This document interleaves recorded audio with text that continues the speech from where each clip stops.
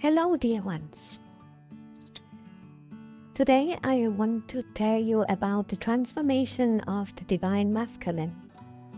Of course, we talk about twin flames and how the divine masculine goes into his dark night of the soul.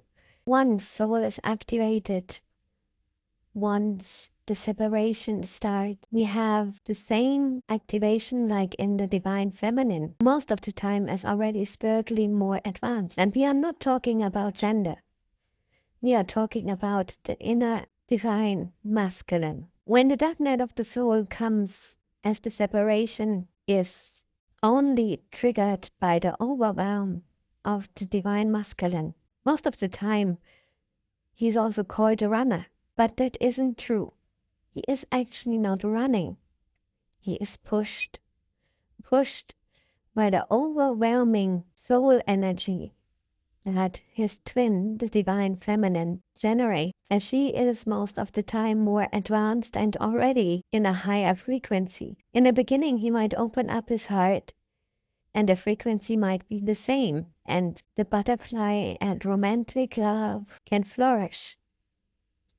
But then, more and more, he has to recognize his feeling. And this is hard because of the nature of the divine masculine. He is more in his ego mind, and there might be stored all the shadows that he had encountered.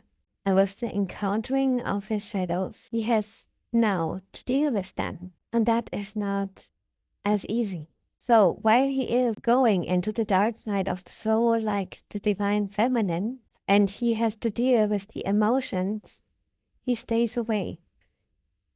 Maybe ghosts the divine feminine, or maybe just turns his back on her. But here the ego formations are just because of his overwhelm, because now it gets dark for him as well.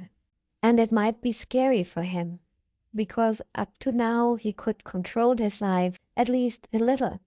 So the transformation the divine masculine undergoes is from a 3D ego mind-based consciousness to a 5D consciousness, including the heart center, opening up the third eye, telepathy, and lucid dreaming. A lot of spiritual gifts are coming with the awakening. Like always, the divine feminine goes first, and both share gifts. Most of the time they are complementary, but those of the opening of the third eye happens when Kundalini rises, which is part of the twin flame journey. Without rising of the Kundalini, there is no twin flame journey, or at least not for this lifetime meant to be. A lot of twin flames that have been over centuries incarnating were already before separated and haven't done fully the work yet. So in this lifetime they have to.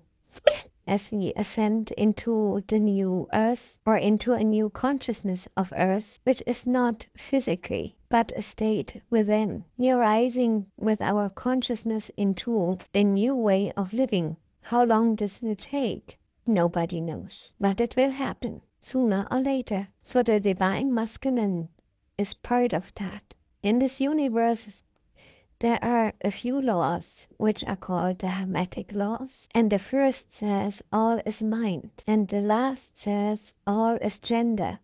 As the dual and polarity of our genders, two different genders. We have the male and the female aspect.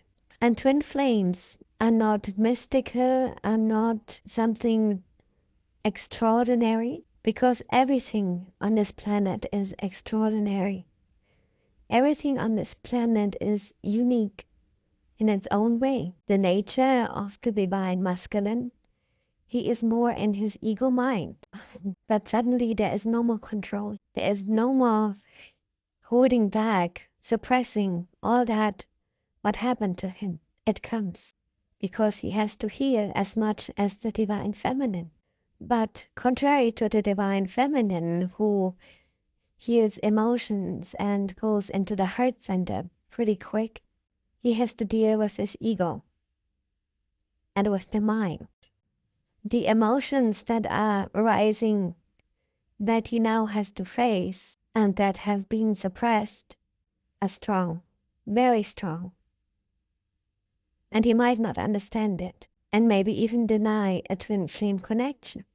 But this is an important part on this journey because it will end with the transformation into a conscious man, acknowledging the emotions, understanding emotions, and allowing emotions. The awakening is not to be stopped now, but there is no time frame for how fast it goes, and each and every twin has their own timing. Also, that is a soul contract. And once he starts on that journey, he will isolate. He will try to get into his own deeper understanding. And then there will be times where he tries to get out and find other people. But most of the time, he will concentrate on work. Work, work, work, and try to deny his connection to his divine feminine, which he can't because it is persistent. And the more he tries to deny it, the more painful it will become. So for him, it is indeed as painful as for the divine feminine. Life might be overwhelming. Everything seems to fall out of place. Nothing feels any more the same. And then there comes the void. And the same way the divine feminine feels a void in where she doesn't feel anything. The same the divine masculine does. He doesn't feel anything, not himself, not others, not can he express any of his feelings because he is not connected to it. This is the biggest part of the transformation. Twin flames are like yin and yang, and the divine masculine is the counterpart of the divine feminine. After the void, the awakening comes.